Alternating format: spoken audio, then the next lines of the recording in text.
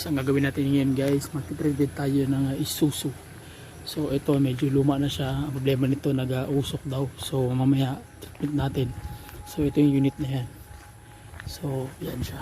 So mamaya lagyan natin ito yung sticker. Okay. So ayan, ngayon gagawin natin, ito yung i-treat natin sa kanya.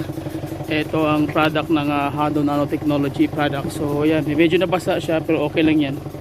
Dahil nga biyahe kami. So ito yung stock natin. Bitbit natin yung stock natin. So anong lugar to, Brad? Dito kami ngayon sa Alamada, sa bahay ng engineer na ayan, yan, bahay nila yan. So ito yung unit. So nandyan yung munisipyo. So unahan ng konti. So yun, nandito kami sa may Alamada, munisipyo ng Alamada, North Cotabato. So ito yung product natin. Ito yung ating ihuhulog ngayon dyan sa kanya. Yan. Okay. So yun, balik tayo after a few minutes. Anong mangyayari. So guys, ito na yung gagawin natin ngayon. Mag-undergo tayo ng Hado Technology Engine Treatment. So ang gamit natin is yung Hado Technology Enterprise Hado Super Concentrate 200%. So yun ang ihulog natin ngayon sa engine na to guys. So ayan. So yan na guys, ihulog na natin guys yung isang 500 ml na 200 concentrate. So yan. So, ihulog na natin guys yung isang isa uli. Bali dalawa ito. Bakit magtatanong ba't dalawa hinulog sir? Kasi nga almost 7 liters saka medyo groggy talaga yung engine. So yun. So dako naman tayo sa fuel treatment. So sa mga nagtatanong, ganun lang, ihulog lang sa oil, ihalo lang sa engine oil. Diyan ihulog sa may cover cap, sa valve cover cap ng sa engine.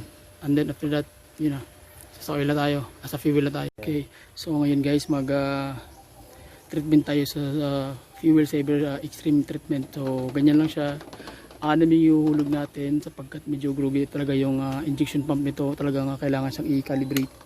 And then malaki yung sagit set ng valve set.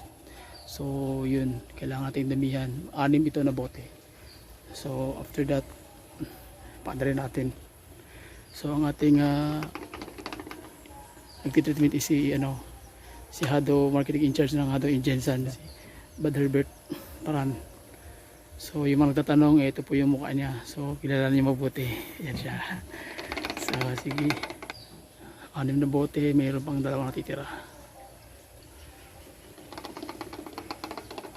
So okay, yan na, hulog na yung 6 sa last part. So sige, paandarin natin. Then after that, tingnan natin kung ano magiging result.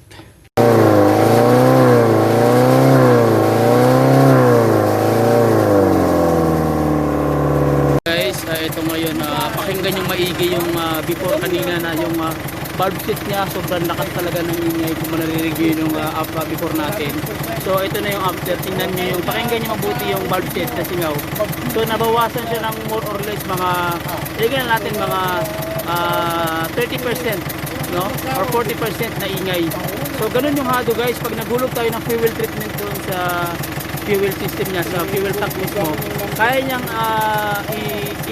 i-recoat ng carbon 60 at ng ceramic metal yung valve set natin.